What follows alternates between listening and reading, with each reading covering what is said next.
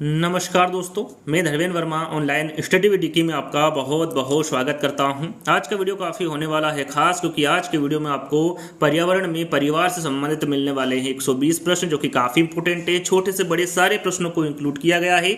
इस वीडियो के माध्यम से आपको सभी बुक्स का निचोड़ देखने को मिलेगा। सभी जितनी भी बुक्स हैं सभी में से प्रश्न लिए गए हैं। सभी विगत वर्षों के प्रश्न आपको इस वीडियो के माध्यम से देखने को मिलेंगे, चाहे वो सीटेट एग्जाम हो, यूपी टेट हो, एमपी टेट हो, रीट हो या फिर अन्य टेट एग्जाम हो। सभी में से सभी जितने भी विगत वर्ष में पूछे गए प्रश्न हैं सभी में से प्रश्न को लिया गया है। कुछ प्रश्न ऐसे होंगे जो आपको नए देखने को मिलेंगे। 120 प्रश्न हैं, आपको सभी को पता है, चाहे वो सीटेट एग्जाम हो या फिर अन्य टेट एग्जाम हो, सभी में परिवार से संबंधित पूछे जाते हैं प्रश्न। तो यदि आपने इस वीडियो को कंप्लीट वॉच कर लिया तो 102 प्रश्न आपके यहाँ पर कंप्लीट हो जाएंगे। 102 अंक आपको यहाँ पर देखने को मिल जाएंगे, कहीं पर भी कोई सी भी आप एग्जाम दे रहे हो टीचर से संबंधित। तो शुरुआत करते हैं। आज का पहला प्रश्न है। सबसे पहले आपको क्या करना है, वीडियो को लाइक करना है, शेयर करना है और चैनल को सब्सक्राइब कर लेना है। और अंत में जरूर बताना है, जब 120 प्रश्न कंप्लीट हो जाएंगे, जब कमेंट्स के माध्यम से जरूर बताना है कि यहाँ पर जो वीडियो बना रहे हैं वो आपको कैसा लगा। तो शुरुआत करते हैं। आज का पहला प्रश्न है हमारा, बालक की प्राथमिक या फिर प्रथम पाठशाला कौन सी है? सरल सा है, इंपोर्टेंट है, एग्जाम में पूछा गया प्रश्न है।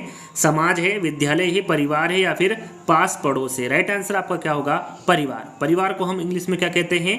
फैमिली कहते हैं। और ये फैमिली शब्द की उत्पत्ति कहाँ से हुई है? तो ये लैटिन या फिर रोमन शब्द फेमुलस से हुई है। याद रखिएगा, एग्जाम में पूछा जाता है कि जो परिवार की उत्पत्ति हुई है, फैमिली की जो उत्पत्ति हुई है वो किस भाषा से हुई है? तो ये लैटिन या फिर रोमन भाषा से हुई है।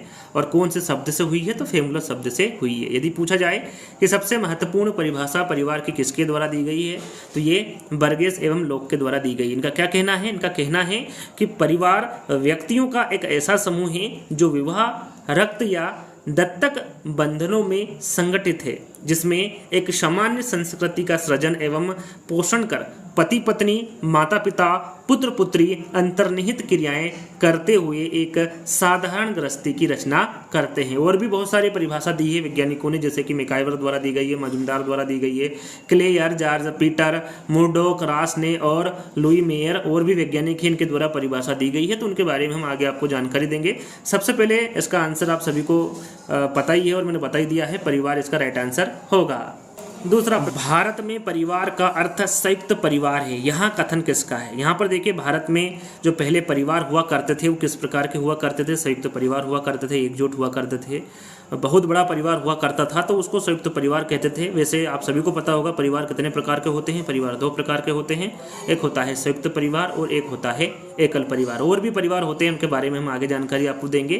तो सबसे पहले जान लेते हैं इसका आंसर क्या होगा। भारत में परिवार का अर्थ संयुक्त परिवार है, यहाँ कथन किसका है? डॉक्टर कर्वे का है, डॉक्टर एम कपाड़िया का है, रजनी कोठारी का है या फिर प्रभु का है? तो यहाँ पर जो दिया गया कथन है ये के एम कपाड़िया का कथन है। बी वाला विकल्प आपका सही होगा। तीसरा, विवाह उपरांत बने परिवार को कहते हैं, क्या कहते हैं? एकल परिवार, संयुक्त परिवार, प्रजनन परिवार या फिर मातृवंशीय परिवार? तो विवाह उपरांत बने परिवार के बारे में पूछा गया है, तो आपका राइट आंसर होगा प्रजनन परिवार। याद रखिएगा, विवाह उपरांत बने परिवार को क्या कहते हैं? प्रजनन परिवार कहते हैं। याद रखिएगा, यहाँ पर प्रजनन परिवार और प्रभव परिवार ये दोनों ही मूल परिवार के अंग हैं। याद रखिएगा, मूल परिवार को दो भागों में बांटा है। कितने भागों में? दो भागों में, प्रजनन परिवार और प्रभव परिवार। अब बात करते हैं किसके द्वारा बांटा गया है, तो ये वार्नर के द्वारा बांटा गया है। किसके द्वारा? वार्नर के द्वारा मूल परिवार को दो भागों में बांटा है। पहला है प्रभव परिवार और दूसरा है प्रजनन परिवार। अब प्रभव परिवार किसे कहते हैं? तो याद रखिएगा, जिस परिवार में व्यक्ति पैदा होता है या फिर बच्चों के लिए अपने माता पिता का जो परिवार होता है वो प्रभव परिवार होता है। और प्रजनन परिवार की बात करें तो प्रजनन परिवार में माता पिता के लिए जो अपना परिवार होता है उसे क्या कहते हैं? उसे प्रजनन परिवार कहते हैं। तो दोनों के बारे में आपको जानकारी होना चाहिए। किसके द्वारा दिया गया है? तो ये वार्नर के द्वारा दिए गए मूल परिवार के दो भाग है। तो यहाँ पर तीसरा वाला विकल्प आपका सही होगा। अगला प्रश्न, संयुक्त परिवार प्रणाली में परिवार के सभी सदस्यों पर किसका नियंत्रण रहता है? संयुक्त परिवार बड़ा होता है और इसमें जो परिवार होता है उनके सभी सदस्यों पर किसका नियंत्रण रहता है? इसके बारे में आपको बताना है। पिता का, परिवार के मुखिया का, माता का या फिर उक्त सभी का? तो सभी को पता है परिवार का जो मुखिया होता है वो दादाजी भी हो सकते हैं या फिर दादाजी नहीं है तो जो पिताजी होते हैं या फिर जो सबसे बड़ा होता है वो परिवार का मुखिया होता है। और ये सभी सदस्यों पर नियंत्रण रखता है। कौन? संयुक्त परिवार प्रणाली में जो परिवार का मुखिया होता है वो। तो यहाँ पर बी वाला विकल्प आपका सही होगा।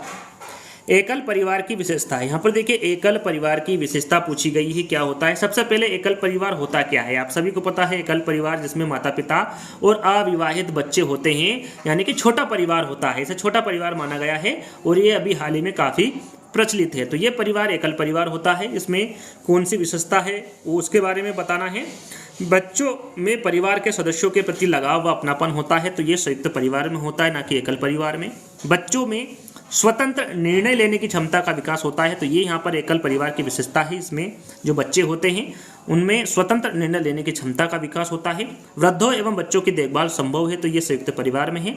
और बच्चों में दूसरों पर आश्रित रहने की प्रवृत्ति का विकास होता है, तो ये जो पहला, तीसरा और चौथा विकल्प हैं ये संयुक्त परिवार की विशेषता है। और एकल परिवार की विशेषता होगी कि बच्चों में स्वतंत्र निर्णय लेने की क्षमता का विकास होता है, तो ये बी वाला विकल्प आपका यहाँ पर सही होगा। अगला प्रश्न, कौन सी विशेषता परिवार की नहीं। यहाँ पर देखिए परिवार की विशेषता कौन सी नहीं है पूछा गया है। कम से कम 2 भिन्न लिंग वाले वयस्क साथ रहते हैं, ये बिल्कुल सही है। प्रत्येक सदस्य की आय भिन्न जमा की जाती है, दूसरा वाला यहाँ पर विकल्प हमारा सत्य होगा, क्योंकि जो परिवार में जो सदस्य होता है, जो मुखिया होता है, वो कितने भी परिवार में कमाने वाले होते हैं, अंत में जब सैलरी आती है, तौर पर हम बात कर सकते हैं कि जो सैलरी आती है वो किसके हाथों में जाती है। अंत में जो घर का मुखिया होता है, परिवार का मुखिया होता है, उसके हाथ में सैलरी जाती है, सब जमा करके उनको दे देते हैं। तो यहाँ पर जो आय है वो भिन्न जमा नहीं होती है, तो यहाँ पर बी वाला जो विकल्प होगा वो आपका सही होगा। चलिए 7वां प्रश्न, एक परिवार से तात्पर्य है क्या है। वर्ष 1950 के बाद बना परिवार है, एकल परिवार की बात हो रही है। प्रश्न थोड़ा पढ़ने में मिस्टेक हुआ है। प्रश्न कुछ इस प्रकार है कि एकल परिवार से आपका क्या तात्पर्य है। वर्ष 1950 के बाद बना परिवार है, परिवार जिसमें माता पिता एवं उनके बच्चे साथ रहे। संपूर्ण परिवार जिसमें बच्चे, उनके माता पिता एवं दादा दादी सब साथ रहते हो, या फिर केवल पति पत्नी साथ हो। एकल परिवार से तात्पर्य क्या होता है, जिसमें परिवार में माता पिता एवं उनके बच्चे साथ हो, ऐसे परिवार को क्या कहा जाता है, एकल परिवार कहा जाता है। दी फैमिली नामक पुस्तक किस समाज शास्त्री ने लिखी है, काफी इंपोर्टेंट है, एग्जाम में पूछा गया प्रश्न है। मैरिज जिन्सबर्ग ने, आर्गबन और नेमकॉफ ने, एडवर्ड रॉस ने, या फिर एडवर्ड सेपिर ने। यहाँ पर 4 विकल्प दिए गए हैं। राइट आंसर आपका क्या होगा, राइट आंसर आपका होगा आर्गबर्न और नेमकॉफ, इनके द्वारा दी फैमिली नामक पुस्तक लिखी गई है। अगला प्रश्न, परिवार को जीवन की प्रारंभिक पाठशाला के नाम से किसने संबोधित किया है। इंपोर्टेंट है, परिवार को जीवन की प्रारंभिक पाठशाला के नाम से किसने संबोधित किया है। दुर्खिम ने, मैक्स वेबर ने, प्लेटो तथा अरस्तु ने, या फिर स्पेंसर ने। तो ये किया है संबोधित प्लेटो तथा अरस्तु ने। यहाँ पर तीसरा वाला विकल्प आपका सही होगा। ऐसा सामाजिक समूह जिसका एक सामान्य निवास होता है, आर्थिक सहयोग होता है तथा जिसमें प्रजनन क्रिया पाई जाती है, उसे कहते हैं, उसे क्या कहते हैं, समाज कहते हैं, परिवार कहते हैं, समुदाय कहते हैं, या फिर समिति कहते हैं। तो सरल सा प्रश्न है, ऐसा सामाजिक समूह जिसका एक सामान्य निवास होता है, आर्थिक सहयोग होता है तथा जिसमें प्रजनन क्रिया पाई जाती है, उसे क्या कहते हैं, परिवार कहते हैं। जिस परिवार में हम जन्म लेते हैं और जिस परिवार में हम जन्म देते हैं उन्हें क्रमशः कहा जाता है। थोड़ी देर पहले ही मैंने आपको बताया था प्रभु परिवार और प्रजनन परिवार के बारे में। यदि यहाँ पर आप देखेंगे तो उसी के बारे में बात हो रही है कि जिस परिवार में हम जन्म लेते हैं उस परिवार को क्या कहते हैं, प्रभु परिवार कहेंगे, और जिस परिवार में हम जन्म देते हैं उस परिवार को क्या कहेंगे, प्रजनन परिवार कहेंगे। तो आपका राइट आंसर क्या होगा, ये पहला वाला होगा। ये मूल परिवार के अंतर्गत आता है। किसके द्वारा ये 2 भाग बताए गए हैं, वार्नर के, जिसके बारे में आपको बता चुका हूँ। जिस परिवार में व्यक्ति पैदा होता है और जिस परिवार में हम जन्म देते हैं, इन दोनों को क्या कहते हैं, पहले वाले को प्रभु परिवार कहेंगे और दूसरे वाले को प्रजनन परिवार कहेंगे। IP देसाई एवं KM कपाड़िया के योगदान की संबद्धता है किससे है, परिवार व्यवस्था से हैं, वर्ग व्यवस्था से हैं, जाति व्यवस्था से हैं, या फिर धर्म व्यवस्था से। काफ़ी इंपॉर्टेंट है, एग्जाम में पूछा जाता है। तो जो देसाई और कपाड़िया हैं, इन दोनों का जो योगदान है ये परिवार व्यवस्था से संबंध रखता है। तो यहाँ पर पहला वाला विकल्प आपका सही होगा। देखिए यहाँ पर कापड़िया द्वारा जो दी गई परिभाषा उसके बारे में बता चुका हूँ। देसाई इनका कहना है, इनने भी एक अच्छी परिभाषा दी है जिसके बारे में आपको पता होना चाहिए, एग्जाम में यदि पूछ ले तो। इनके द्वारा कहा गया है कि हम उस परिवार को संयुक्त परिवार कहते हैं जिसमें एकांकी परिवार से अधिक पीढ़ियाँ अर्थात तीन अथवा अधिक के सदस्य एक दूसरे से संपत्ति, आय तथा परस्पर अधिकार व कर्तव्यों से बंधे हो। ये किसके द्वारा कहा गया है? आईपी देसाई के द्वारा कहा गया है। यदि एग्जाम में पूछे कि यहाँ परिभाषा किसके द्वारा दी गई है तो ये आईपी देसाई के द्वारा दी गई परिभाषा है।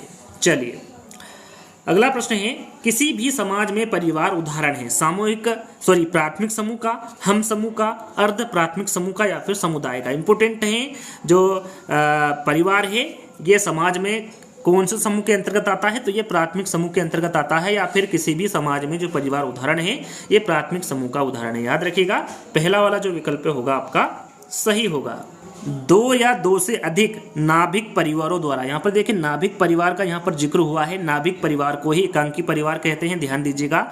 दो या दो से अधिक नाभिक परिवारों द्वारा निर्मित एक परिवार या एक आर्थिक इकाई को क्या कहते हैं? एकांकी परिवार कहते हैं, संयुक्त परिवार कहते हैं, उत्पादक परिवार कहते हैं या फिर विस्तारित परिवार कहते हैं। तो याद रखिएगा दो या दो से अधिक नाभिक परिवारों द्वारा निर्मित एक परिवार को विस्तारित परिवार कहते हैं। क्या कहेंगे वहां पर? हम विस्तारित परिवार कहेंगे।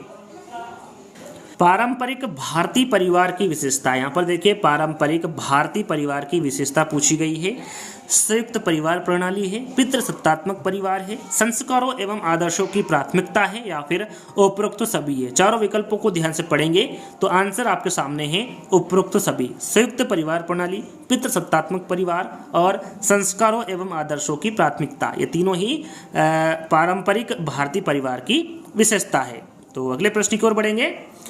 अगला प्रश्न है हमारा प्रवर का अर्थ। यहाँ पर देखिए प्रवर का अर्थ पूछा गया है, क्या होता है? गोत्र होता है, दूसरा वर होता है, श्रेष्ठ ब्राह्मण होता है या फिर समान पूर्वज समान ऋषियों के नाम का उच्चारण करने वाला होता है। तो प्रवर का अर्थ पूछा गया है तो राइट आंसर आपका होगा समान पूर्वज समान ऋषियों के नाम का उच्चारण करने वाला या फिर मूल ऋषि के गोत्र के बाद जिस ऋषि का नाम आता है उसे ही प्रवर कहते हैं।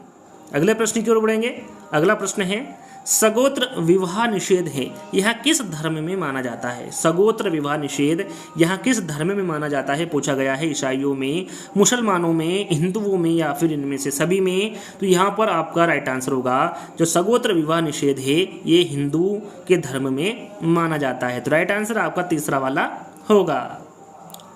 अगला प्रश्न, विवाह की आवश्यक जैविक योग्यता है, प्रजनन की क्षमता है, शारीरिक दृष्टि से स्वस्थ होना, उपरोक्त दोनों या फिर कोई योग्यता आवश्यक नहीं है। विवाह की आवश्यक जैविक योग्यता के बारे में पूछा गया है तो इसमें प्रजनन की क्षमता और शारीरिक दृष्टि से स्वस्थ होना ये दोनों ही विवाह की आवश्यक जैविक योग्यता है। तो राइट आंसर आपका उपरोक्त दोनों होगा।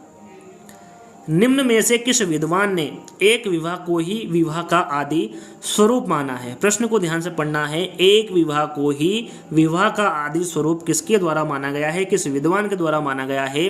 वेस्टरमार्क, बोगार्ट्स, मैकाइवर या फिर मर्टन? तो यहाँ पर आपका राइट आंसर होगा वेस्टरमार्क। याद रखिएगा इंपोर्टेंट है, वेस्टरमार्क ने एक विवाह को ही विवाह का आदि स्वरूप माना है। एक समय में एक पुरुष एक स्त्री से विवाह करता है तो ऐसे विवाह को कहते हैं। एक समय में एक पुरुष एक स्त्री से विवाह करता है तो ऐसे विवाह को क्या कहते हैं? अनुलोम विवाह कहते हैं, एक विवाह कहते हैं, बहुपति विवाह कहते हैं या फिर अंतर विवाह कहते हैं। चार विकल्प हैं, इसके माध्यम से आप आंसर दे सकते हैं। देखिए यहाँ पर एक पुरुष एक ही स्त्री से विवाह कर रहा है तो वो एक विवाह कहते हैं ऐसे विवाह को। तो राइट आंसर आपका क्या होगा? यहाँ पर बी वाला होगा। चलिए, विवाह स्त्री और पुरुष के पारिवारिक जीवन में प्रवेश करने की एक संस्था है। यहाँ कथन किस विद्वान का है? यहाँ पर जो कथन दिया गया है काफी इंपोर्टेंट कथन है। किसके द्वारा दिया गया है? मैकाइवर के, मर्टन के, बोगार्ट्स के या फिर वेस्टरमार्क के? तो यहाँ पर आपका राइट आंसर होगा जो दिया गया कथन है ये बोगार्ट्स के द्वारा दिया गया कथन है। जहां पर आपको समझ में नहीं आता है आप कमेंट के माध्यम से पूछ सकते हैं। 22वां प्रश्न है प्रेम विवाह का परंपरात्मक नाम है। प्रेम विवाह का परंपरात्मक नाम पूछा गया है, क्या है? गंधर्व विवाह है, ब्रह्म विवाह है, देव विवाह है या फिर प्रजापत्य विवाह है? तो यहाँ पर आपका राइट आंसर होगा गंधर्व विवाह। ध्यान दीजिएगा प्रश्न में पूछा क्या गया है? प्रेम विवाह के बारे में पूछा गया है कि इसका परंपरात्मक नाम क्या है। तो इसका परंपरात्मक जो नाम होगा वो गंधर्व विवाह होगा। अगला प्रश्न, जब विस्तृत यज्ञ द्वारा कुशल पुरोहित को अलंकार युक्त कन्या को दिया जाता है तो वहां कहलाता है, वहां क्या कहलाता है? आर्य विवाह, गंधर्व विवाह, देव विवाह या फिर राक्षस विवाह। तो ये 23वें का आंसर आपका होगा देव विवाह। याद रखिएगा, जब विस्तृत यज्ञ द्वारा कुशल पुरोहित को अलंकार युक्त कन्या को दिया जाता है तो वहाँ विवाह कौन सा विवाह होता है या फिर वहाँ क्या कहलाता है, तो वो देव विवाह कहलाता है। इस प्रकार के प्रश्न पूछे जाते हैं तो ध्यान दीजिएगा कौन से विवाह को क्या कहते हैं। अगला प्रश्न है, वह विवाह जिसमें स्त्रियां युद्धोपरांत जीतकर लाई जाती है उस विवाह को क्या कहते हैं? असुर विवाह कहते हैं, पिशाच विवाह कहते हैं, राक्षस विवाह कहते हैं या फिर इनमें से कोई नहीं। प्रश्न इंपोर्टेंट है, ध्यान दीजिएगा, आंसर आपका होगा राक्षस विवाह। वह विवाह जिसमें स्त्रियां युद्धोपरांत जीतकर लाई जाती है उसे क्या कहेंगे? राक्षस विवाह कहेंगे, क्योंकि वो जबरदस्ती का विवाह होता है। अगला प्रश्न, जब विवाह का इच्छुक व्यक्ति अपनी इच्छा से कन्या के घर वालों को धन देकर विवाह करता है तो उसे क्या कहते हैं? असुर विवाह कहेंगे, राक्षस विवाह कहेंगे, पिशाच विवाह कहेंगे या फिर गंधर्व विवाह कहेंगे। 25वें का आंसर क्या होगा? यहाँ पर देखिए, जब विवाह का इच्छुक व्यक्ति अपनी इच्छा से कन्या के घर वालों को धन देकर विवाह करता है तो उसे क्या कहते हैं? तो उसे पिशाच विवाह कहेंगे। कौन सा विवाह होगा? वो पिशाच विवाह होगा। यहाँ पर तीसरा वाला 25वें का राइट आंसर होगा। अगला प्रश्न, विवाह की सफलता के लिए आवश्यक है, विवाह की सफलता के लिए क्या आवश्यक है? पर्याप्त धन संपत्ति, उत्तम घर एवं कार्य, पति पत्नी में पारंपरिक समायोजन या फिर उपरोक्त में से कोई नहीं। राइट आंसर आपका होगा, विवाह की सफलता के लिए क्या आवश्यक होता है? पति पत्नी में पारस्परिक समायोजन, ये आवश्यक होता है विवाह की सफलता के लिए। तीसरा वाला विकल्प आपका सही होगा। भारतीय समाज शास्त्री मजुमदार के अनुसार वर्तमान समय में किस विवाह का प्रचलन है? यहाँ पर देखिए, मजुमदार के अनुसार पूछा गया है कि किस विवाह का प्रचलन है? ब्रह्म विवाह, असुर विवाह, उपरोक्त दोनों या फिर उपरोक्त में से कोई नहीं। तो यहाँ पर आपका राइट आंसर होगा। यहाँ पर देखिए पूछा क्या गया है, ये आपको देखना है किसके अनुसार पूछा गया है। मजुमदार के अनुसार पूछा गया है कि वर्तमान समय में किस विवाह का प्रचलन है, तो इनके अनुसार ब्रह्म विवाह साथ में असुर विवाह दोनों ही विवाह प्रचलन में है इनके अनुसार। तो राइट आंसर आपका उपरोक्त दोनों होगा। परिवार की सामान्य विशेषता है, यहाँ पर देखिए सामान्य विशेषता परिवार की बताना है। विवाह संबंध, वंश नाम, सामान्य निवास या फिर उपरोक्त सभी।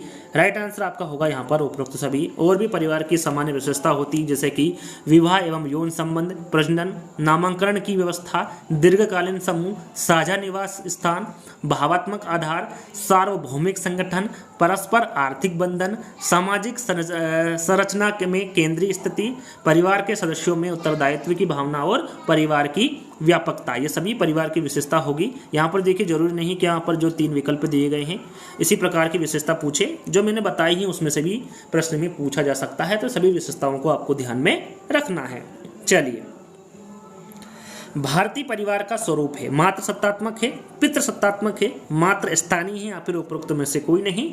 तो यहाँ पर आपका राइट आंसर होगा पितृ सत्तात्मक। मात्र सत्तात्मक क्या होता है, पितृ सत्तात्मक क्या होता है, मात्र स्थानीय क्या होता है, ये आगे हम प्रश्नों के माध्यम से जानेंगे। तो राइट आंसर आपका क्या होगा? भारतीय परिवार का जो स्वरूप होगा वो पितृ सत्तात्मक होगा। तो बी वाला विकल्प आपका सही होगा। परिवार में मुखिया का मुख्य कर्तव्य क्या है? खाना बनाना है, पैसे देना है, बच्चों को पढ़ाना है या फिर सभी सदस्यों का ध्यान रखना है? तो सभी को पता है कि जो परिवार का मुखिया होता है उसका मुख्य कर्तव्य क्या होता है? सभी सदस्यों का ध्यान रखना होता है। यहाँ पर 4th वाला विकल्प आपका सही होगा। अगला प्रश्न, परिवार में एक स्त्री का क्या उद्देश्य होता है? परिवार में जो एक स्त्री होती है उसका क्या उद्देश्य होता है? आदर्श पत्नी बनना होता है, आदर्श बहू बनना होता है, आदर्श माँ बनना होता है या फिर इनमें से कोई नहीं। तो सबसे शुरू में आती है तो सबसे पहले क्या होता है? वो आदर्श बहू बनती है, फिर आदर्श पत्नी बनती है और फिर वो आदर्श माँ बनती है। तो ये सभी जो तीनों गुण हैं ये एक स्त्री में होना चाहिए। ये परिवार में एक स्त्री का उद्देश्य होता है। तो इनमें से सभी आपका राइट आंसर होगा। निम्न में से कौन सा अनौपचारिक सामाजिक नियंत्रण का एक अभिकरण है? राज्य, परिवार, विद्यालय या फिर शिक्षा? तो 32वें का आंसर होगा आपका परिवार। इंपोर्टेंट है, अनौपचारिक सामाजिक नियंत्रण के बारे में पूछा गया है। एक अभिकरण कौन सा होगा? तो वो परिवार होगा। प्रत्येक परिवार में बुढ़ापे का सहारा किसे माना जाता है? इंपोर्टेंट है, माता पिता को, बेटी को, बेटे को या फिर उपरोक्त सभी को? 33वें का आंसर होगा बेटे को। प्रत्येक परिवार में जो बुढ़ापे का सहारा माना जाता है वो किसको माना जाता है? बेटे को माना जाता है। अगला प्रश्न, एक परिवार में पुत्र का क्या कर्तव्य माना जाता है? बड़ों की सेवा करना, वंश चलाना, उपरोक्त दोनों या फिर उपरोक्त में से कोई नहीं। तो राइट आंसर आपका क्या होगा? एक परिवार में जो पुत्र का कर्तव्य माना जाता है वो बड़ों की सेवा करना, साथ में वंश चलाना। राइट आंसर आपका क्या होगा? उपरोक्त दोनों होगा। आधुनिक समय में ब्रह्म विवाह तथा असुर विवाह के अतिरिक्त और किस विवाह का प्रचलन अधिक है? ब्रह्म विवाह और असुर विवाह, इन दोनों का प्रचलन किसके द्वारा माना गया है? मजूमदार के द्वारा माना गया है, जिसके बारे में आपको बता चुका हूं। प्रश्न में पूछा गया है कि इसके अलावा किस विवाह का प्रचलन अधिक है? राक्षस विवाह का, देव विवाह का, गंधर्व विवाह का या फिर आर्य विवाह का? तो यहाँ पर आपका राइट आंसर होगा गंधर्व विवाह। गंधर्व विवाह किसे कहते हैं? थोड़ी देर पहले मैंने आपको बताया था, यहाँ पर बताने की आवश्यकता नहीं है। आधुनिक समय में ब्रह्म विवाह तथा असुर विवाह के अतिरिक्त गंधर्व विवाह का प्रचलन अधिक है। यहाँ पर तीसरा वाला विकल्प आपका सही है। विवाह द्वारा किन सिद्धांतों को अपनाकर स्त्री पुरुष एक दूसरे की उन्नति में सहायक होते हैं? यौन प्रवृत्तियों पर नियंत्रण, आत्मसंयम, आत्मत्याग या फिर उपरोक्त सभी? राइट आंसर आपके सामने है उपरोक्त सभी। यहाँ पर फोर्थ वाला विकल्प आपका सही होगा। अगला प्रश्न, सही अर्थों में विवाह के महत्व को जानने व समझने में कौन सा विकास होता है? शारीरिक होता है, मानसिक व बौद्धिक होता है, आध्यात्मिक होता है या फिर इनमें से सभी? तो सही अर्थों में विवाह के महत्व को जानने व समझने के लिए जो विकास होता है वो शारीरिक भी होता है, मानसिक व बौद्धिक भी होता है, साथ में आध्यात्मिक भी होता है। तो राइट आंसर आपका इनमें से सभी होगा। अगला प्रश्न, निम्न में से किस कारण की वजह से पहले संयुक्त कुटुंब प्रणाली या फिर संयुक्त परिवार अधिक प्रचलित था? यहाँ पर वजह बतानी है, कारण आपको बताना है, आवश्यकताएं कम थी, साधनों की कमी के कारण संगठन व सहयोग को अधिक महत्व मिला, संसाधन अधिक थे या फिर व्यक्ति अधिक भौतिकवादी थे? तो राइट आंसर आपका होगा कि साधनों की कमी के कारण संगठन व सहयोग को अधिक महत्व मिला, यह कारण था, यह वजह थी कि पहले संयुक्त कुटुंब प्रणाली अधिक प्रचलित थे। तो यहाँ पर बी वाला विकल्प आपका सही होगा। परिवार के प्राणी शास्त्री कार्य, यहाँ पर देखिए परिवार के प्राणी शास्त्री कार्य कौन से हैं ये आपको बताना है। प्रजाति की निरंतरता बनाए रखना, यौन इच्छाओं की संतुष्टि, संतानोत्पत्ति या फिर उपरोक्त सभी? तो यहाँ पर आपका राइट आंसर होगा, देखिए प्राणी शास्त्री कार्य पूछा गया है तो इसमें प्रजाति की निरंतरता बनाए रखना, यौन इच्छाओं की संतुष्टि और संतानोत्पत्ति, ये तीनों ही कार्य प्राणी शास्त्री के अंतर्गत आते हैं। ध्यान दीजिएगा, राइट आंसर आपका होगा यहाँ पर उपरोक्त सभी। यहाँ पर फोर्थ वाला विकल्प आपका सही होगा। अगला प्रश्न, परिवार के मुख्य शारीरिक कार्य, यहाँ पर देखिए अब आपको शारीरिक कार्य बताने हैं परिवार के क्या होंगे? मुख्य पालन पोषण, भोजन, शारीरिक सुरक्षा या फिर इनमें से सभी? तो जाहिर सी बात है ये तीनों ही कार्य किसके होंगे? मुख्य शारीरिक कार्य के अंतर्गत आएंगे परिवार के। राइट आंसर यहाँ पर भी आपको इनमें से सभी होगा। अगला प्रश्न, वर्तमान समय में परिवार अधिक टूट रहे हैं क्योंकि? यहाँ पर अभी वर्तमान समय की बात हो रही है, क्यों टूट रहे हैं परिवार अधिक? शिक्षा का महत्व बढ़ रहा है, मनुष्य में विवाह के प्रति उतनी आस्था नहीं है, मनुष्य भौतिकवादी हो गया है या फिर उपरोक्त में से कोई नहीं? राइट आंसर आपका यहाँ पर होगा मनुष्य में विवाह के प्रति उतनी आस्था नहीं है जो पहले थी, इसलिए वर्तमान समय में परिवार अधिक टूट रहे हैं। तो राइट आंसर आपका यहाँ पर बी वाला होगा। अगला प्रश्न, परिवार में बहू बड़ों की सेवा करती है क्यों करती है? परिवार में बहू बड़ों की सेवा, उसे पैसे मिलते हैं इसलिए, उसे आनंदभूति व कर्तव्य का एहसास होता है इसलिए, ताकि आगे उसकी बहू भी सेवा करे, या फिर उसके पास समय अधिक होता है? सरल सा प्रश्न है, चारों विकल्पों पढ़ते ही आपको आंसर समझ में आ गया होगा कि परिवार में बहू बड़ों की सेवा क्यों करती है? क्योंकि उसे आनंदभूति व कर्तव्य का एहसास होता है, इसलिए परिवार में बहू बड़ों की सेवा करती है। यहाँ पर बी वाला विकल्प आपका सही होगा। परिवार का घर बार से संबंध है, किस प्रकार का संबंध है? अप्रत्यक्ष तौर पर है, प्रत्यक्ष तौर पर है, आंशिक तौर पर है या फिर काल्पनिक तौर पर है? तो परिवार का जो घर बार का संबंध होता है वो डायरेक्ट संबंध होता है, या फिर उसे कह सकते हैं कि प्रत्यक्ष तौर पर संबंध होता है परिवार का घर बार से। तो यहाँ पर बी वाला विकल्प आपका सही होगा। संरचना की दृष्टि से परिवार का अध्ययन करने वाले समाजशास्त्री कौन है? मर्डोक है, मैकाइवर है, मार्क्स है या फिर उपरोक्त में से कोई नहीं? तो यहाँ पर आपका राइट आंसर होगा मर्डोक। याद रखिएगा, संरचना की दृष्टि से परिवार का अध्ययन करने वाले समाजशास्त्री मर्डोक है। यहाँ पर पहला वाला विकल्प आपका सही होगा। अगला प्रश्न, नगरीय व औद्योगिक समाजों ने कैसे परिवार की संरचना को प्रोत्साहित किया है? केंद्रीय, विस्तृत, संयुक्त या फिर इनमें से कोई नहीं। तो राइट आंसर आपका होगा नगरीय व औद्योगिक समाजों ने केंद्रीय परिवारों की संरचना को प्रोत्साहित किया है। यहाँ पर पहला वाला विकल्प आपका सही होगा। अगला प्रश्न, निम्न में से कौन सा परिवार का प्राथमिक कार्य नहीं है? यहाँ पर देखिए प्राथमिक कार्य कौन सा नहीं है पूछा गया है। प्राणी शास्त्र कार्य, मनोवैज्ञानिक कार्य, समाजीकरण का कार्य या फिर शैक्षणिक कार्य। यहाँ पर प्राथमिक कार्य कौन सा नहीं है परिवार का, ये पूछा गया है। आपका राइट आंसर होगा प्राणी शास्त्र कार्य। जो प्राणी शास्त्र कार्य कौन कौन से हैं मैंने प्रश्न के माध्यम से आपको बता चुका हूँ। राइट आंसर आपका पहला वाला होगा, ये परिवार का प्राथमिक कार्य नहीं है।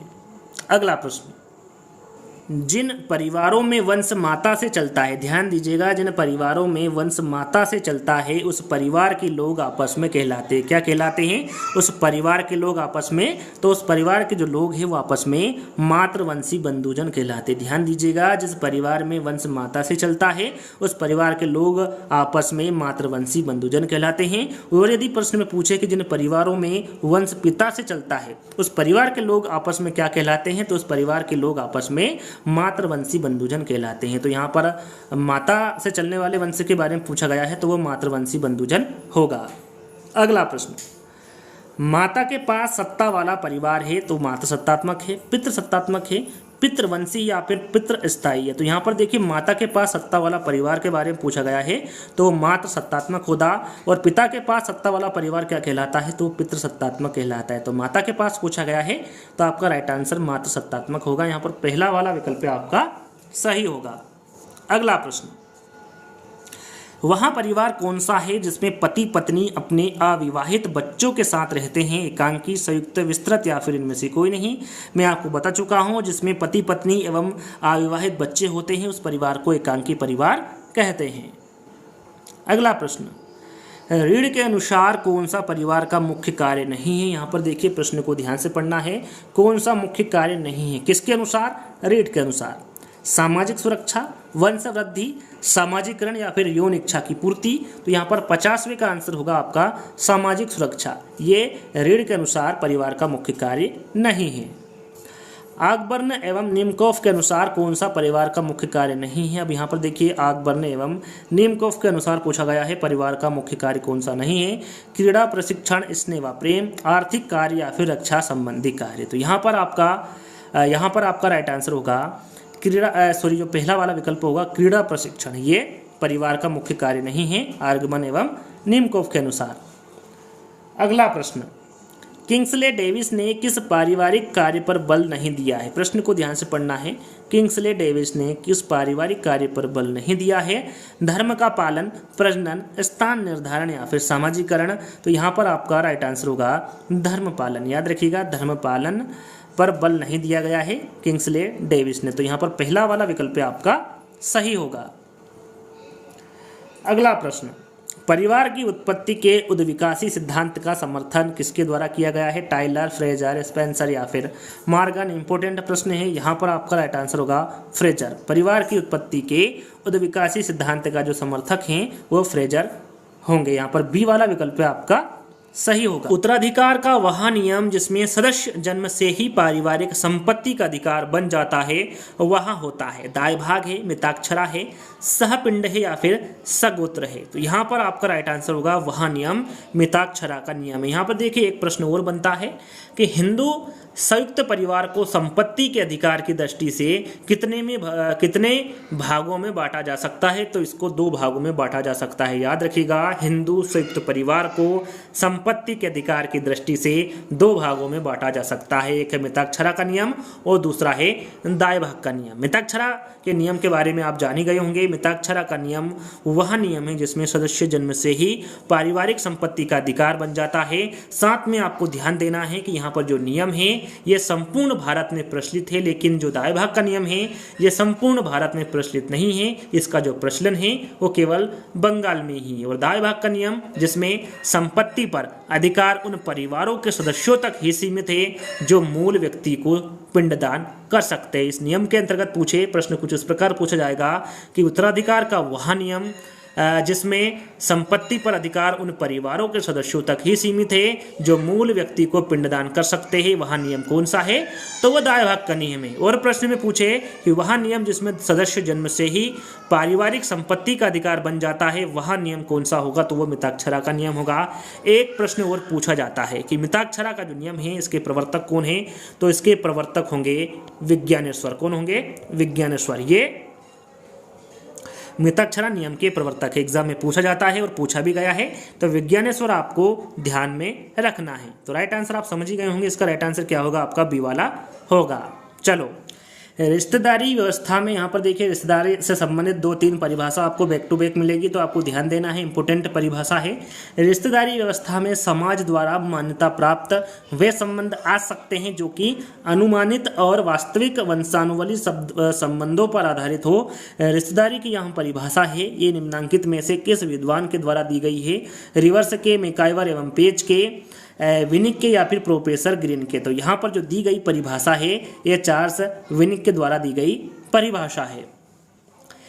रिश्तेदारी सामाजिक उद्देश्यों के लिए स्वीकृत वंश संबंध है जो कि सामाजिक संबंधों के परंपरात्मक संबंधों का आधार है। यहाँ पर जो दी गई परिभाषा है ये किसके द्वारा दी गई है? मेयर, बोगार्ट्स, विनिक या फिर ब्राउन? तो यहाँ पर जो दी गई परिभाषा है ये रेडक्लिफ ब्राउन के द्वारा दी गई परिभाषा है। अगला प्रश्न, रिश्तेदारी की अत्यंत सरल परिभाषा यह है कि रिश्तेदारी केवल मात्र स्वजन अर्थात वास्तविक, ख्यात अथवा कल्पित समरक्तता वाले व्यक्तियों के मध्य संबंध है। यहाँ जो परिभाषा दी है ये किसके द्वारा दी गई है? रिवर्स के द्वारा, फॉक्स के द्वारा, मैकाइवर के या फिर हेनरी मेन के? तो यहाँ पर जो दी गई परिभाषा है यह रॉबिन फॉक्स के द्वारा दी गई परिभाषा है। अगला प्रश्न, माता पिता, पुत्र पुत्री, भाई बहन कहलाते हैं। जो संबंध है ये किस प्रकार का संबंध कहलाता है? रक्त संबंधी है, विवाह संबंधी है, तृतीयक संबंधी या फिर व्यक्तिक संबंधी है? तो यहाँ पर राइट आंसर होगा माता पिता, पुत्र पुत्री और भाई बहन का जो संबंध है ये रक्त संबंधी कहलाते हैं। क्या कहलाएंगे? ये रक्त संबंधी कहलाएंगे। अगला प्रश्न, पति पत्नी, जीजा साली, देवर भाभी, ननंद भाभी आदि संबंधियों को कहते हैं? क्या कहते हैं? रक्त संबंधी, विवाह संबंधी, तृतीयक संबंधी या फिर मातुलय संबंधी? अभी हमने जाना माता पिता, पुत्र पुत्री, बहन भाई का जो संबंध होता है वो रक्त संबंधी कहते हैं। अब आपको बताना है पति पत्नी, जीजा साली, देवर भाभी, ननंद भाभी का जो संबंध है वो क्या कहलाता है? तो इनका जो संबंध है ये विवाह संबंध कहलाता है या फिर विवाह संबंधी कहलाता है। अगला प्रश्न, मिताक्षरा नियम के प्रवर्तक है। यहाँ पर देखिए मिताक्षरा नियम के प्रवर्तक अभी हाल ही मैंने आपको बताया था, ज्ञानेश्वर है, विज्ञानेश्वर है, वात्स्यायन है या फिर याज्ञवल्क्य है। तो इसके बारे में आपको बता चुका हूँ कि जो मिताक्षरा नियम है इसके प्रवर्तक कौन है? विज्ञानेश्वर होंगे। परिवार की उत्पत्ति के एक विवाही सिद्धांत के प्रतिपादक किसको माना जाता है? मार्गन को, स्पेंसर को, दुखिम को या फिर टाइलर को? तो 61वें का आंसर आपका होगा स्पेंसर। याद रखिएगा, इंपोर्टेंट है। परिवार की उत्पत्ति के एक विवाही सिद्धांत के प्रतिपादक किसको माना जाता है? स्पेंसर को माना जाता है। अगला प्रश्न, विद्यालय को बचपन का घर किसने कहा है? केमिनियस ने कहा है, मॉन्टेसरी ने कहा है, फ्रोवेल ने कहा है या फिर रेमांट ने कहा है? याद रखिएगा, इंपोर्टेंट है। ये किसके द्वारा कहा गया है? मॉन्टेसरी के द्वारा विद्यालय को बचपन का घर कहा गया है। परिवार शिक्षा का सर्वोत्तम स्थान और बालक का प्रथम विद्यालय है, यहाँ किसके द्वारा कहा गया? पेस्टालोजी, मैजनी, बोगार्ट्स या फिर काम्टे? तो यहाँ पर आपका राइट आंसर होगा पेस्टालोजी। दी गई परिभाषा है कि परिवार शिक्षा का सर्वोत्तम स्थान और बालक का प्रथम विद्यालय है, यहाँ पेस्टालोजी के द्वारा कहा गया। परंपरागत हिंदू परिवार का स्वरूप किस प्रकार का था? संयुक्त परिवार, विघटित परिवार, विस्तृत परिवार या फिर सामान्य परिवार? तो सभी को पता है, इसके बारे में पहले ही बता चुका हूं कि परंपरागत हिंदू परिवार का जो स्वरूप है वो संयुक्त परिवार का था। तो यहाँ पर पहला वाला विकल्प आपका सही होगा। अगला प्रश्न, हिस्टोरी ऑफ ह्यूमन मैरिज नामक जो पुस्तक है इसके लेखक कौन है? वेस्टर्न मार्क है, किम्बल यंग है, ऑस्कर लेविस या फिर किंग्सले डेविस है? तो दी गई जो पुस्तक है इसके लेखक कौन होंगे? वेस्टर्न मार्क हो गए। Western mark history of human marriage नामक पुस्तक के लेखक है। अगला प्रश्न, परिवार शब्द अंग्रेजी शब्द फैमिली का हिंदी रूपांतरण है। फैमिली शब्द की उत्पत्ति लैटिन भाषा के किस शब्द से हुई है? तो शुरू में ही मैं आपको बता चुका हूँ, ये फैमुलस शब्द से हुई है। अगला प्रश्न, परिवार की उत्पत्ति के संबंध में पितृसत्तात्मक सिद्धांत का प्रतिपादन किसने किया था? मैकाइवर और पेज ने, प्लेटो तथा अरस्तु ने, श्री बेकोफेन ने या फिर स्पेंसर ने। तो ये जो प्रतिपादन किया था ये मैकाइवर और पेज के द्वारा किया गया था, परिवार की उत्पत्ति के संबंध में पितृसत्तात्मक सिद्धांत। यहाँ पर पहला वाला विकल्प आपका सही होगा। अगला प्रश्न, अधिकार के आधार पर इनमें से कौन सा परिवार है। यहाँ पर देखिए प्रश्न को ध्यान से पढ़ना है। अधिकार के आधार पर इनमें से कौन सा परिवार है पूछा गया है। पितृसत्तात्मक है, मात्र स्थानीय परिवार है, संयुक्त परिवार है या फिर मातृवंशी परिवार है। अधिकार के आधार पर आपको बताना है। राइट आंसर आपका यहाँ पर होगा पितृसत्तात्मक। पितृसत्तात्मक अधिकार के आधार पर परिवार होगा। यहाँ पर पहला वाला विकल्प आपका सही होगा। अधिकार के आधार पर इनमें से कौन सा परिवार है, प्रश्न को ध्यान से पढ़ना है। अधिकार के आधार पर पूछा गया है इनमें से कौन सा परिवार है। पितृसत्तात्मक, मात्र स्थानीय परिवार है, संयुक्त परिवार है या फिर मातृवंशी परिवार है। तो यहाँ पर देखिए अधिकार के आधार पर पूछा गया है तो वो पितृसत्तात्मक होगा। ध्यान दीजिएगा, अधिकार के आधार पर परिवार को कितने भागों में बांटा गया है, तो 2 भागों में बांटा गया है। पहला है पितृसत्तात्मक और दूसरा है मातृसत्तात्मक। याद रखिएगा, 2 भागों में अधिकार के आधार पर परिवार को बांटा गया है। पहला है पितृसत्तात्मक और दूसरा है मातृसत्तात्मक। अगला प्रश्न, इनमें से परिवार का कौन सा जैविकी कार्य। यहाँ पर देखिए जैविकी कार्य पूछा गया है। संतानोत्पत्ति है, स्थिति प्रदान करना है, धनोपार्जन करना है या फिर मनोरंजन करना है। तो जैविकी कार्य पूछा गया है परिवार का, तो संतानोत्पत्ति करना है। यहाँ पर पहला वाला विकल्प आपका सही होगा। यहाँ पर देखिए अब सामाजिक कार्य पूछा है, इनमें से परिवार का कौन सा सामाजिक कार्य है। यौन संबंध है, दीन दुखियों की सहायता करना है, शिक्षा की व्यवस्था है या फिर सामाजिकरण करना है। तो यहाँ पर आपका राइट आंसर होगा सामाजिकरण करना। यह सामाजिक कार्य होगा, सामाजिक कार्य के अंतर्गत आएगा। राइट आंसर आपका 4th वाला होगा। जब पिता विधिवत यज्ञ की वेदी पर बैठाकर कन्या तथा वर को गृहस्थ धर्म का पालन करने का आदेश देते हुए विवाह करता है तब उसे कहते हैं, उस विवाह को क्या कहते हैं। आर्य विवाह कहते हैं, प्रजापत्य विवाह कहते हैं, देव विवाह कहते हैं या फिर गंधर्व विवाह कहते हैं। तो इस प्रकार का जो विवाह है उसे प्रजापत्य विवाह कहेंगे। किस प्रकार का विवाह होगा, ये प्रजापत्य विवाह होगा। यहाँ पर बी वाला विकल्प आपका सही होगा। हिंदू विवाह के उद्देश्य बताइए। यहाँ पर हिंदू विवाह के उद्देश्य आपको बताना है धर्म, प्रजा, रति या फिर इनमें से सभी। राइट आंसर आपके तीनों होंगे, धर्म, प्रजा और रति, ये तीनों ही हिंदू विवाह के उद्देश्य है। तो इनमें से सभी आपका राइट आंसर होगा। अगला प्रश्न, रिश्तेदारी की प्रमुख श्रेणियां कौन सी है। रिश्तेदारी की प्रमुख श्रेणियां पूछी गई है, प्राथमिक, द्वितीयक, तृतीयक, इनमें से सभी। तो रिश्तेदारी की जो श्रेणियां होती हैं प्राथमिक, द्वितीयक और तृतीयक के तीनों ही श्रेणियां रिश्तेदारी की हैं। तो राइट आंसर आपका इनमें से सभी होगा। प्राथमिक संबंधों में कितने प्रकार के संबंधी आते हैं, 4, 6, 8 या फिर 12। प्राथमिक संबंधों में कितने प्रकार के संबंधी आते हैं पूछा गया है। आपका राइट आंसर होगा 8। यहाँ पर तीसरा वाला विकल्प आपका सही होगा। अगला प्रश्न, माता पिता और संतानों के संबंध को आप निम्नांकित में से किस श्रेणी में रखेंगे। माता पिता और उनके संतान का जो संबंध है वो किस श्रेणी में आएगा, द्वितीयक, तृतीयक, वैवाहिक या फिर प्राथमिक। तो राइट आंसर आपका क्या होगा यहाँ पर प्राथमिक। यहाँ पर देखिए शुरुआत किससे होती है, माता पिता से होती है, उनके बच्चों से होती हैं। तो इनको आप किस श्रेणी में रखेंगे, प्राथमिक में रखेंगे। यहाँ पर डी वाला विकल्प आपका सही होगा। जीजा साली, देवर भाभी, ननंद भाभी, जीजा साला आदि के बीच पाए जाने वाले संबंधों को रिश्तेदारी की किस रीति के अंतर्गत मानेंगे, परिहास, परिहार, समरक्त या फिर वैवाहिक। तो इनको मानेंगे परिहास। यहाँ पर पहला वाला आपका सही आंसर होगा। रिश्तेदारी की ये जो परिहास रीति है इसके अंतर्गत इनको मानेंगे। यहाँ पर पहला वाला विकल्प आपका सही होगा। रिश्तेदारी में सामाजिक मान्यता रिक्त स्थान तथ्यों पर आरोपित है, आर्थिक, राजनीतिक, जैविक या फिर परंपरात्मक। तो यहाँ पर आपका राइट आंसर होगा जैविक। रिश्तेदारी में जो सामाजिक मान्यता है ये जैविक तथ्यों पर आरोपित है। सौतेली माँ व संतानों का संबंध रिश्तेदारी की किस श्रेणी में आएगा, प्राथमिक में आएगा, द्वितीयक में आएगा, तृतीयक में आएगा या फिर चतुर्थ में आएगा। तो यहाँ पर आपका राइट आंसर होगा चतुर्थ में। याद रखिएगा, सौतेली माँ व संतानों का जो संबंध है वो रिश्तेदारी की किस श्रेणी में आएगा, तो वो चतुर्थ श्रेणी में आएगा। यहाँ पर 4th वाला विकल्प आपका सही होगा।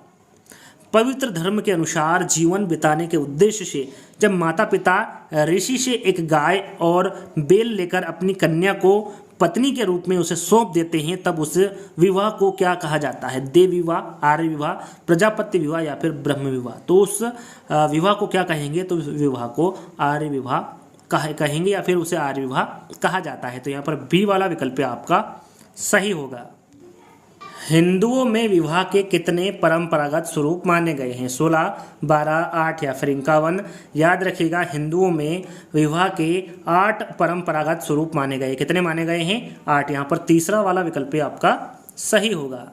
अगला प्रश्न, गोत्र, प्रवर तथा पिंड से बाहर विवाह का नियम कहलाता है। क्या कहलाता है? प्रतिलोम विवाह कहलाता है, बहिर्विवाह कहलाता है, अनुलोम विवाह कहलाता है या फिर अंतर विवाह कहलाता है? तो ये कहलाता है हमारा बहिर्विवाह। याद रखिएगा, गोत्र, प्रवर तथा पिंड से बाहर विवाह का जो नियम है ये बहिर्विवाह कहलाएगा। यहाँ पर बी वाला विकल्प आपका सही होगा। अगला प्रश्न, एकल परिवार में बच्चों में कौन सा गुण विकसित होने की संभावना अधिक रहती है? यहाँ पर देखिए गुण पूछा गया है, तो एकांकीपन, आत्मनिर्भरता और स्वयं निर्णय लेने की क्षमता। तो ये तीनों ही गुण विकसित होने की संभावना अधिक रहती है एकल परिवार के बच्चों में। तो उक्त सभी आपका राइट आंसर होगा। अगला प्रश्न, संयुक्त परिवारों के विघटन का कारण। यहाँ पर देखिए संयुक्त परिवारों के विघटन का कारण पूछा गया है बच्चों का अधिक शिक्षित होकर जीवकोपार्जन हेतु बाहर चले जाना, परिवार के सदस्यों की आयु में भिन्नता होना, परिवार बड़ा होना या फिर उपरोक्त सभी। तो यहाँ पर विघटन का कारण पूछा गया है संयुक्त परिवारों का, तो राइट आंसर आपका होगा बच्चों का अधिक शिक्षित होकर जीवकोपार्जन हेतु बाहर चले जाना। ये मुख्य कारण या फिर मुख्य विघटन का कारण है संयुक्त परिवारों का, तो पहला वाला विकल्प आपका सही होगा। संयुक्त परिवार की विशेषता नहीं है। कौन सी विशेषता संयुक्त परिवार की नहीं है पूछा गया है? बच्चों में पारिवारिक संबंधों की समझ कम होना, बच्चों का दादा दादी से स्नेह से वंचित रहना, वृद्ध एवं बीमार सदस्यों की देखभाल नहीं हो पाना या फिर उक्त सभी। तो यहाँ पर आपका राइट आंसर होगा उक्त सभी। यहाँ पर जो 3 विकल्प हैं ये तीनों ही विकल्प संयुक्त परिवार की विशेषता नहीं होगी। राइट आंसर आपका यहाँ पर 4th वाला होगा। अगला प्रश्न, काम, वृत्ति तथा पैतृक कार्य परिवार के विशिष्ट कार्य है। यह कथन किस विद्वान का है? वुडवर्थ का है, सदरलैंड का है, आर्गमन तथा निमकोफ का है या फिर इनमें से कोई नहीं? तो जो दिया गया कथन है ये आर्गमन तथा निमकोफ का कथन है। यहाँ पर तीसरा वाला विकल्प आपका सही होगा। अगला प्रश्न, जैसे परिवार में व्यक्ति जन्म लेता है उसे क्या कहते हैं? शास्त्रीय परिवार कहते हैं, जन्म का परिवार कहते हैं, जनता का परिवार कहते हैं या फिर इनमें से कोई नहीं? तो यहाँ पर आपका राइट आंसर होगा उस परिवार को जन्म का परिवार कहेंगे। याद रखिएगा, जिस परिवार में व्यक्ति जन्म लेता है उस परिवार को जन्म का परिवार कहेंगे। परिवार की उत्पत्ति के विकासवादी सिद्धांत के समर्थक है। यहाँ पर देखिए विकासवादी सिद्धांत के समर्थक कौन है? वेस्टरमार्क, लुइस मॉर्गन है, स्पेंसर, मैफ्लिन, अरस्तु है, रॉबिन्स है या फिर ये सभी हैं? तो यहाँ पर आपका राइट आंसर होगा परिवार की उत्पत्ति के जो विकासवादी सिद्धांत के समर्थक होंगे वो वेस्टरमार्क और लुइस मॉर्गन होंगे। यहाँ पर पहला वाला विकल्प आपका सही होगा।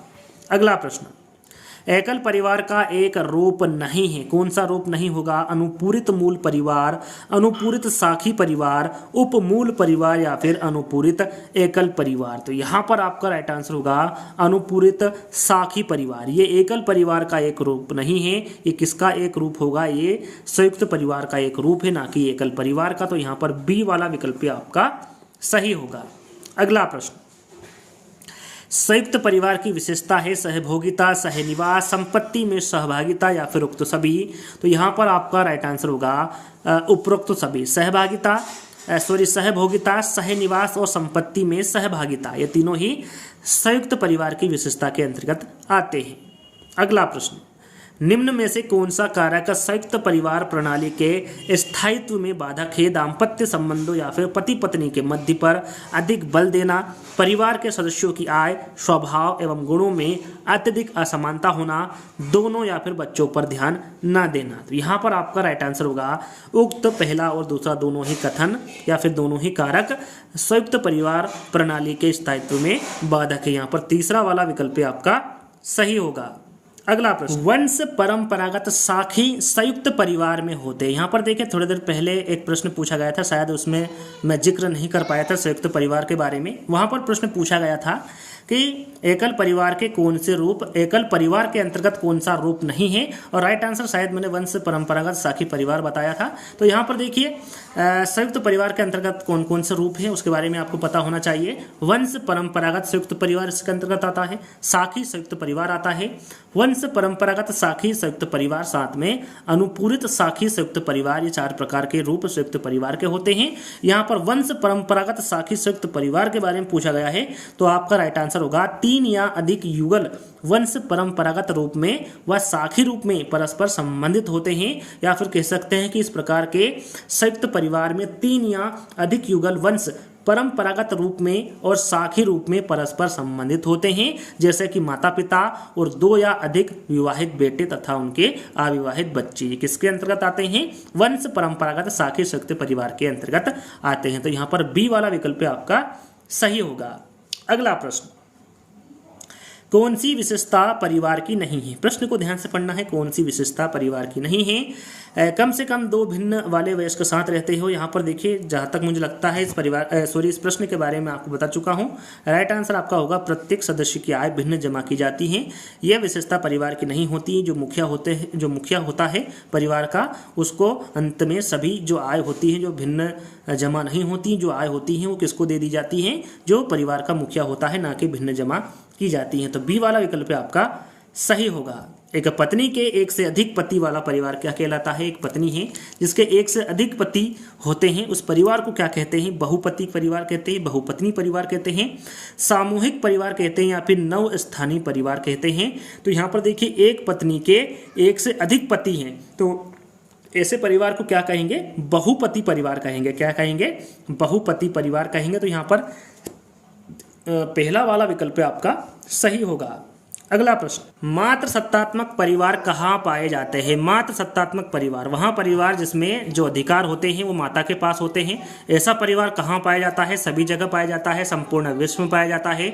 भारत में असम की खासी और गारो जनजातियों में पाया जाता है, या फिर संपूर्ण मध्य प्रदेश में पाया जाता है। तो मात्र सत्तात्मक जो परिवार है ये भारत में असम की खासी और गारो जनजातियों में पाया जाता है। तो यहाँ पर तीसरा वाला विकल्प आपका सही होगा। यदि आप चाहते हैं कि बालक सुंदर वस्तुओं की प्रशंसा और निर्माण करे तो उसके चारों ओर सुंदर वस्तुएं प्रस्तुत कीजिए। यहाँ कथन किसका है? सुकरात का है, प्लेटो का है, अरस्तु का है, या फिर पेस्टालोजी का है? तो राइट आंसर होगा यहाँ पर जो दिया गया कथन है ये प्लेटो का कथन है। यहाँ पर बी वाला विकल्प आपका सही होगा। अगला प्रश्न, बालक नागरिकता का प्रथम पाठ माता के चुंबन और पिता के संरक्षण के बीच सीखता है। यहाँ कथन किस दार्शनिक का है? काफ़ी इंपॉर्टेंट कथन है। के.जी. सैयदन का है, हुमायूं कबीर का है, मैज़नी का है, या फिर जेम्स का है? तो यहाँ पर जो दिया गया कथन है ये मैज़नी का कथन है। यहाँ पर तीसरा वाला विकल्प आपका सही होगा। सामूहिक प्रतिनिधान या चेतना के आधार पर व्यक्ति और समाज के बारे में किस विद्वान ने सिद्धांत प्रतिपादित किया है? दुर्खिम ने, हॉब्स ने, लॉक ने, या फिर रूसो ने? तो यहाँ पर आपका राइट आंसर होगा दुर्खिम। सामूहिक प्रतिनिधान या चेतना के आधार पर व्यक्ति और समाज के बारे में दुर्खिम विद्वान ने सिद्धांत प्रतिपादित किया है। यहाँ पर पहला वाला विकल्प आपका सही होगा। अगला प्रश्न, कौन सा सिद्धांत व्यक्ति और समाज से संबंधित नहीं है? सामाजिक अनुबंधन सिद्धांत, सामाजिक समझौता सिद्धांत, मार्क्सवादी सिद्धांत, या फिर सामूहिक मन का सिद्धांत? तो यहाँ पर राइट आंसर होगा मार्क्सवादी सिद्धांत। ये व्यक्ति और समाज से संबंधित नहीं है। अगला प्रश्न, सामाजिकरण के निम्नलिखित साधनों में से कौन सा साधन औपचारिक? यहाँ पर देखिए औपचारिक पूछा गया है, धर्म, प्रथा, परिवार, या फिर शिक्षा? राइट आंसर आपका होगा शिक्षा। यदि अनौपचारिक पूछा जाता तो आपका राइट आंसर क्या होता? परिवार। लेकिन यहाँ पर औपचारिक कथन पूछा गया है, औपचारिक साधन पूछा गया है, तो राइट आंसर आपका क्या होगा? शिक्षा होगा। सामाजिक अंतःक्रिया के लिए सदस्यों में से महत्वपूर्ण क्या है? निकटता है, भ्रातृत्व है, पारंपरिक जागरूकता है, या फिर स्थायी संबंध है?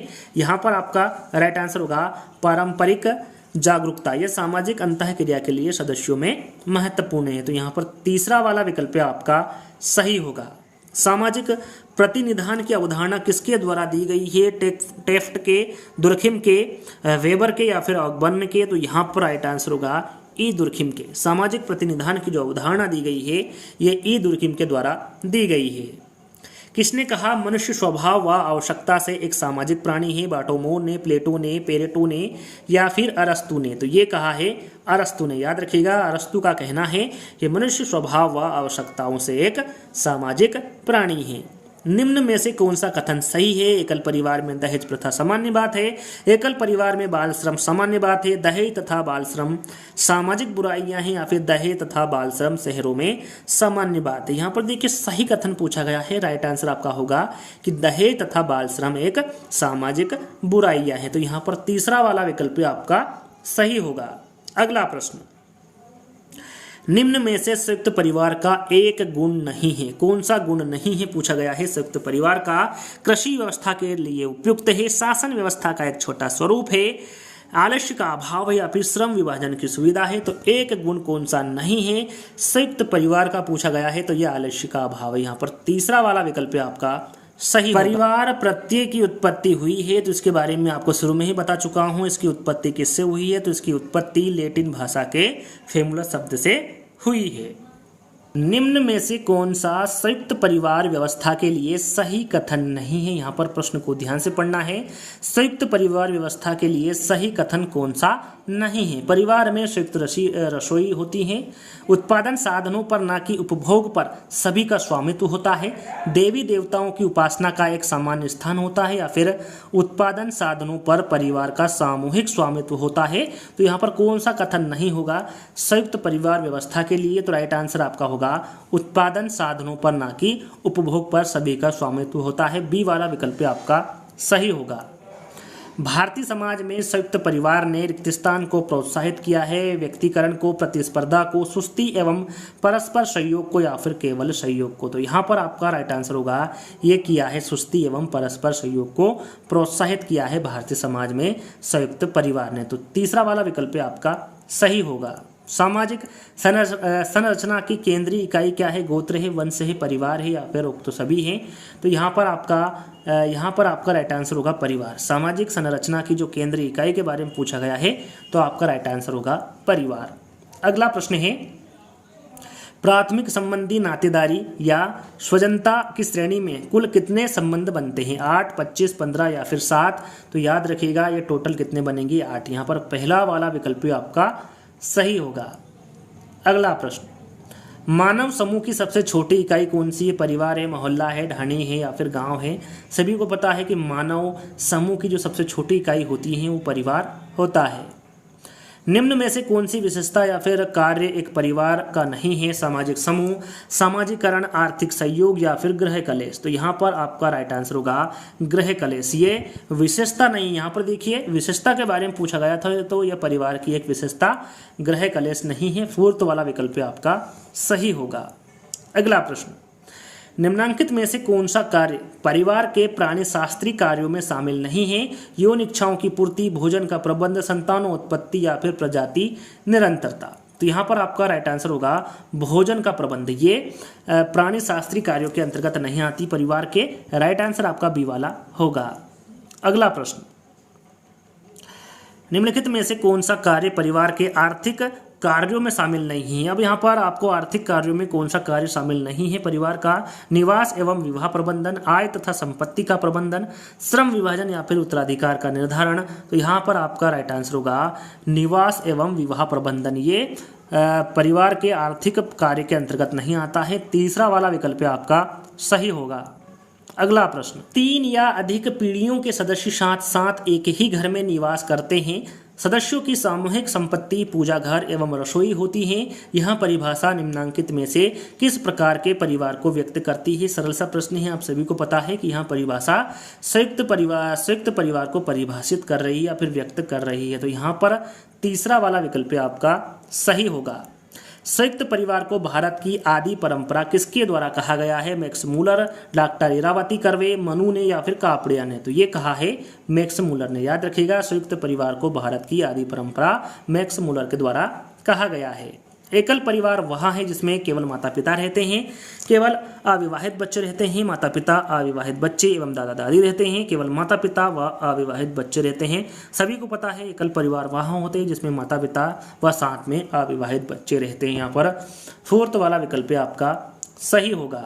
अगला प्रश्न, अब संयुक्त परिवार किसे कहेंगे। परिवार के 3 पीढ़ियां साथ रहती हो, माता पिता, दादा दादी एवं अविवाहित बच्चे साथ रहते हो, दोनों, या फिर माता पिता एवं अविवाहित बच्चे साथ रहते हो। तो राइट आंसर आपका क्या होगा, परिवार की 3 पीढ़ियां साथ रहती हो, साथ में माता पिता, दादा दादी एवं अविवाहित बच्चे साथ रहते हो। ऐसे परिवार को क्या कहेंगे, संयुक्त परिवार कहेंगे। यहाँ पर तीसरा वाला विकल्प आपका सही होगा। बच्चों एवं वृद्ध माता पिता की उचित देखभाल होती है। संयुक्त परिवार में होती है, एकल परिवार में होती है, दोनों में होती है, या फिर दोनों में नहीं होती है। तो ये केवल संयुक्त परिवार में होती है। याद रखिएगा बच्चों एवं वृद्ध माता पिता की जो उचित देखभाल होती है वो संयुक्त परिवार में होती है। अंतिम प्रश्न, जैसा कि मैंने बताया था टोटल 120 प्रश्न मिलेंगे।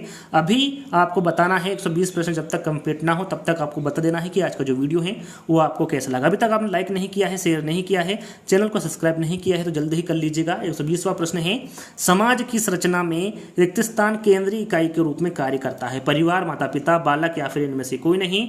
राइट आंसर आपका होगा परिवार। समाज की संरचना में परिवार केंद्रीय इकाई के रूप में कार्य करता है। यहाँ पर पहला वाला विकल्प आपका सही होगा। मैं आपको बता ही चुका हूं। आपको क्या करना है, वीडियो को लाइक करना है, शेयर करना है और चैनल को सब्सक्राइब कर लेना है और कमेंट्स के माध्यम से बताना है कि आज का वीडियो आपको कैसा लगा। तो और भी ऐसे ही इंटरेस्टिंग वीडियो के साथ मिलेंगे जल्दी ही। जब तक के लिए धन्यवाद।